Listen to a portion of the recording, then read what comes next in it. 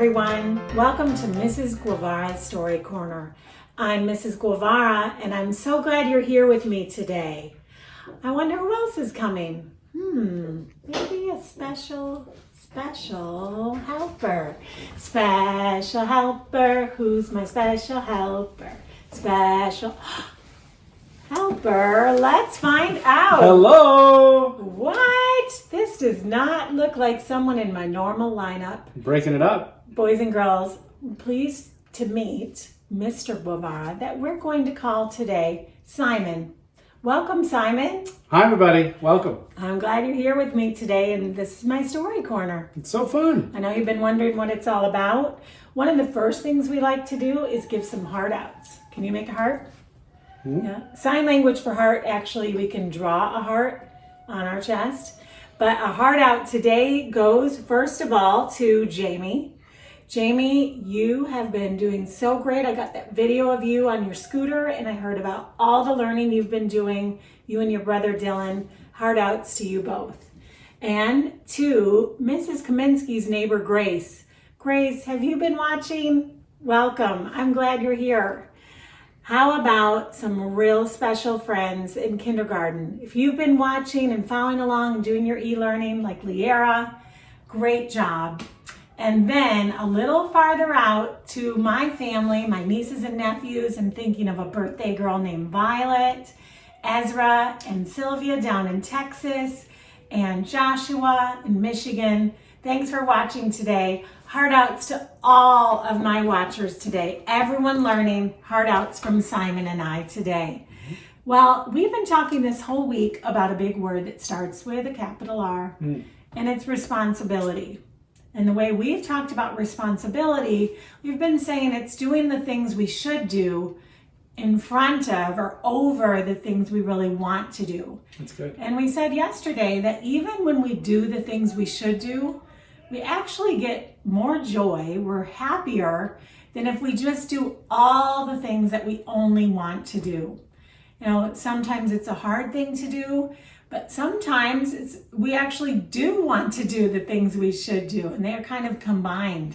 I'm thinking about my kindergartners and their e-learning. Sometimes we're not exactly sure, like, what's our goal? So we've used this kind of a phrase. It goes, learning target. And when we start a new lesson, I'll often say, boys and girls, our learning target for this lesson is, and I'd like to just help my kindergartners think about their big picture learning targets for the rest of this school year, and even just for kindergarten in general. So I wrote them out.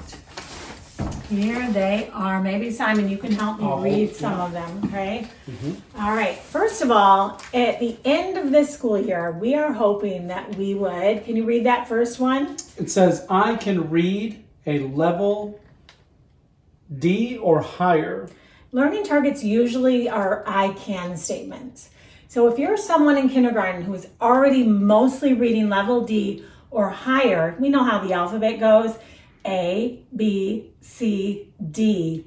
If you're even D or higher, awesome. Keep up the great job with reading.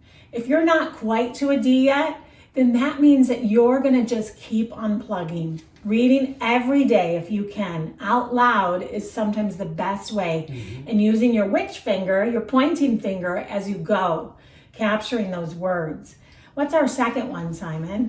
Number 2 says, I can count by tens and ones to 100. Whoa!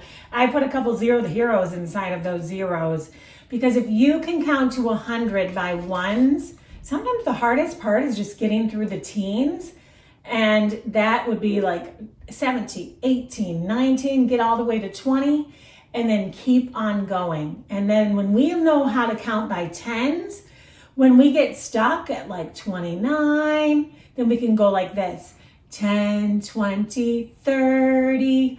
We know what comes after 2 is 3, 20, then 30, and then we go 39. And if we got stuck there, do you see how we do our song?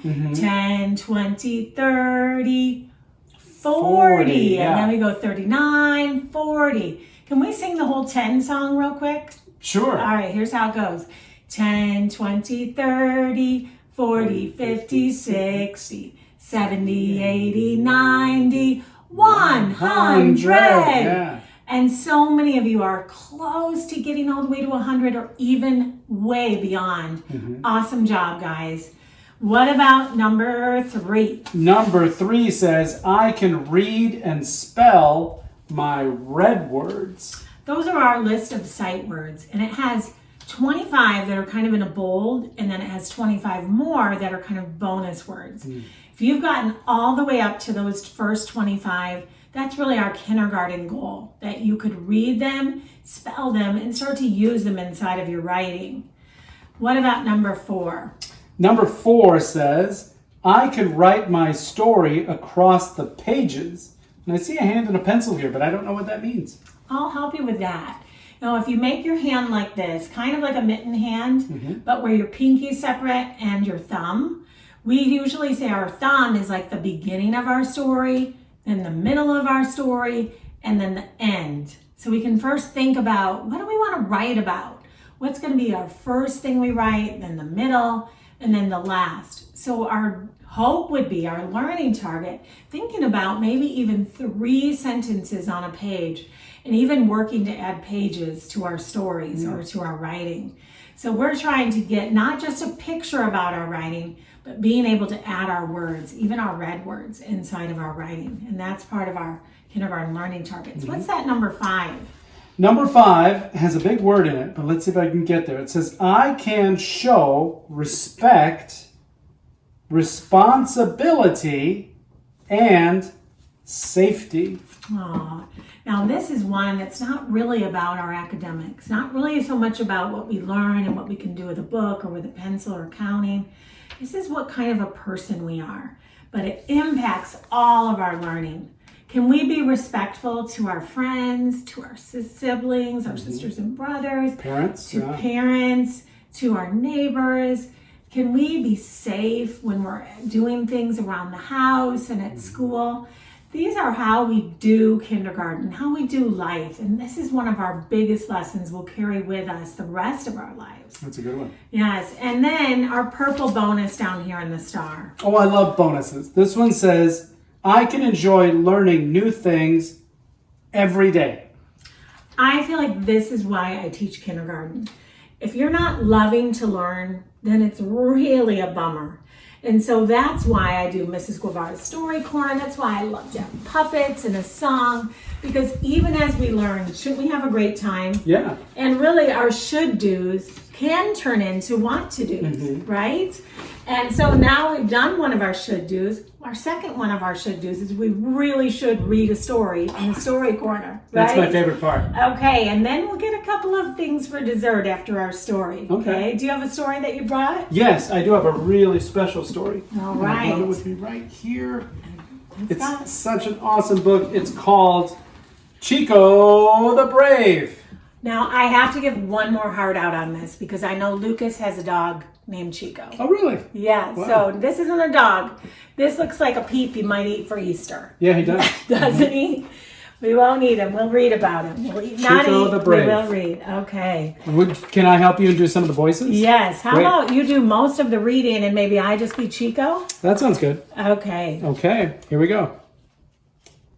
Once upon a time, in the mountains of Peru, a chick was born who was afraid of everything.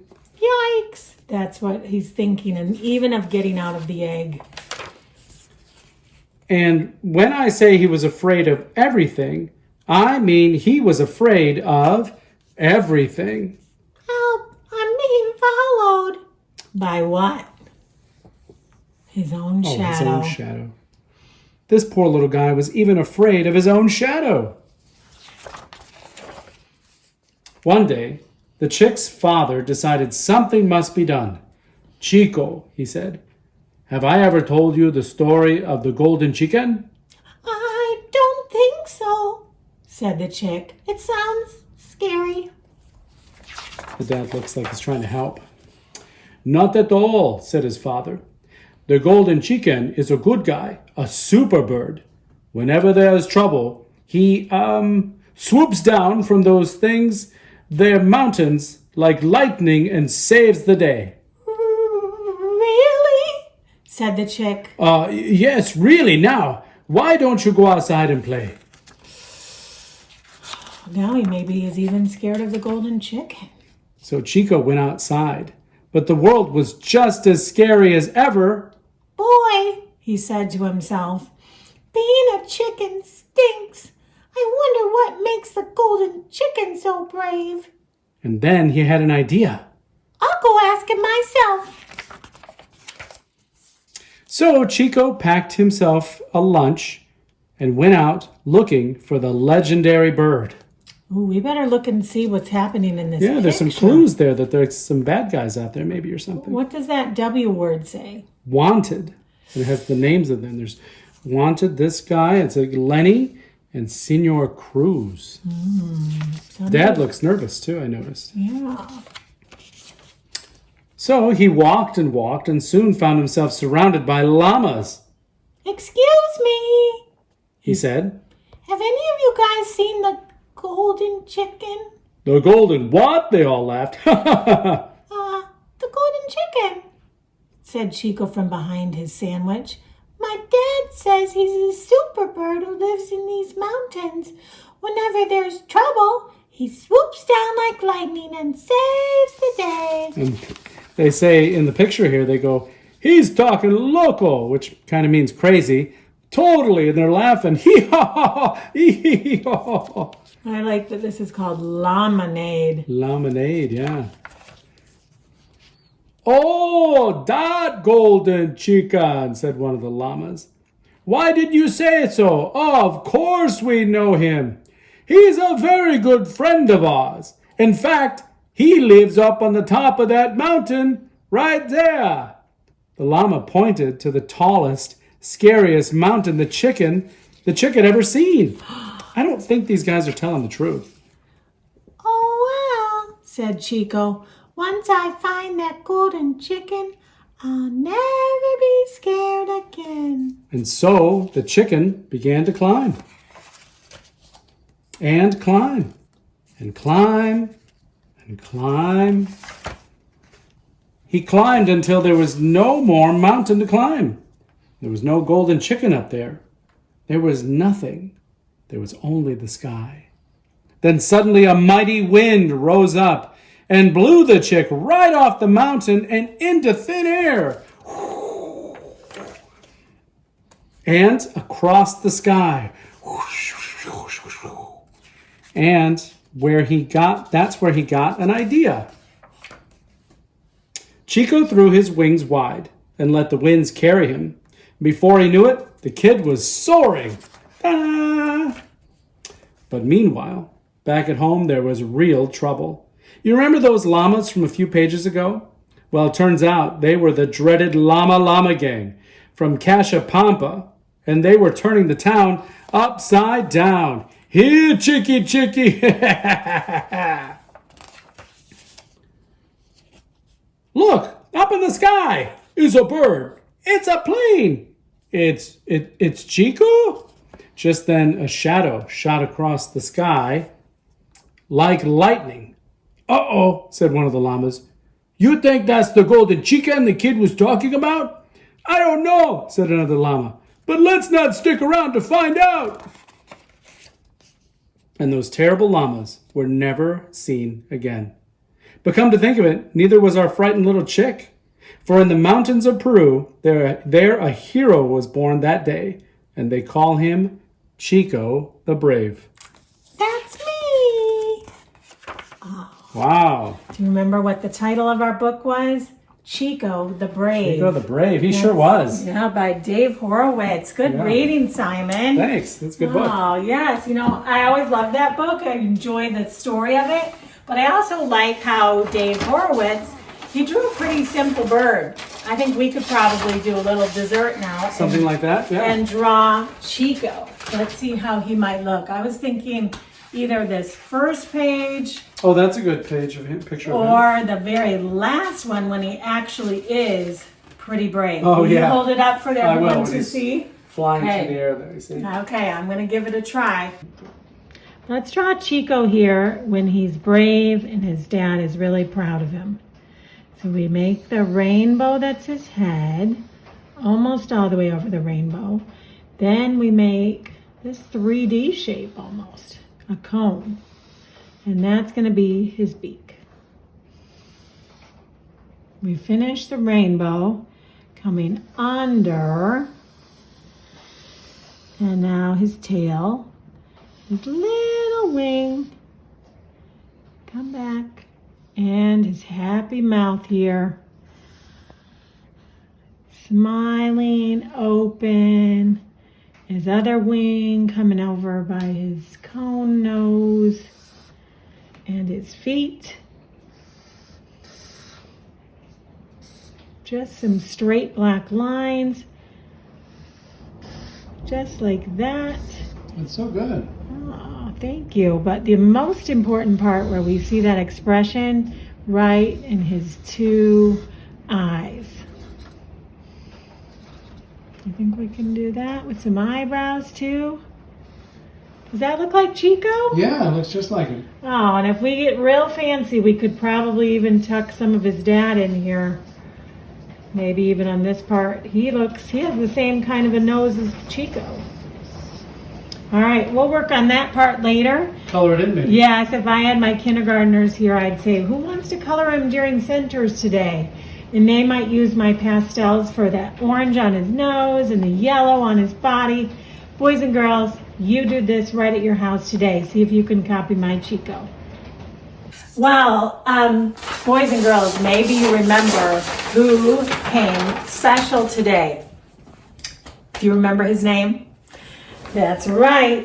It's Simon, Simon. Mm-hmm. And something really special, Simon is very responsible. Just like Chico was in our story, how he did what he should do. It was a hard thing for Chico, wasn't it? Well, Simon had a game that he invented a long time ago. But this game is so special because it helps us know what we should do. And then we got to listen carefully because we don't want to do what we shouldn't do. When you play Simon Says. Has anyone ever played that before? Simon Says is a special game. It's pretty simple. It does involve listening. And what you do is if you're the Simon, and I'm always the Simon. Always the Simon. I tell you what to do, but I say Simon says do something, and I'll raise your hand. And if Simon says to do it, you have to do it. You have to raise your hand or clap or close one eye or scratch your head if Simon says to do it. But if I tell you to do something, but I don't say Simon says, and you still do it, then you're out. Okay. That's how it works. All right, I'll play. Practice? Yeah, I'll play. They'll play at home too, okay? Let's see if you can get it down. Okay. Simon says, raise your right hand. All right, this is my right. Yours would be over here, okay? Simon says, raise your left hand. All right. All right, you can put them down now and look at the kids. No.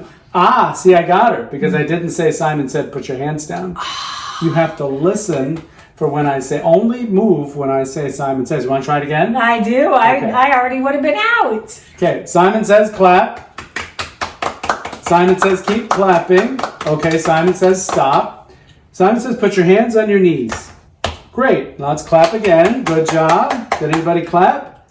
Mrs. Guevara, you didn't. You're still in. Your hands are still on your knees. Because I didn't say Simon says. That's right. Simon says fold your hands in front of you. Fold them. Mm-hmm. Okay. Simon says touch your right ear. Touch your left ear now. Did you touch your left ear? If you did, I got you. You're not supposed to touch your left ear because Simon did not say. Oh, you truly are the master because you're the inventor. Oh, I've got more tricks too. I'd love to show you sometime when you're back in class. Yeah. But Simon Says is a game that you can play with one person or two people or get your family together if you have at home. And you can play your own game of Simon Says and you can be Simon. Mm-hmm. Well, Simon, thank you for being here with us today. You did a great job reading and a great job just being a special guest. Thank you for joining us today. Simon Says what? Simon Says have a good day. And you're all my favorites. Thank you. Bye-bye.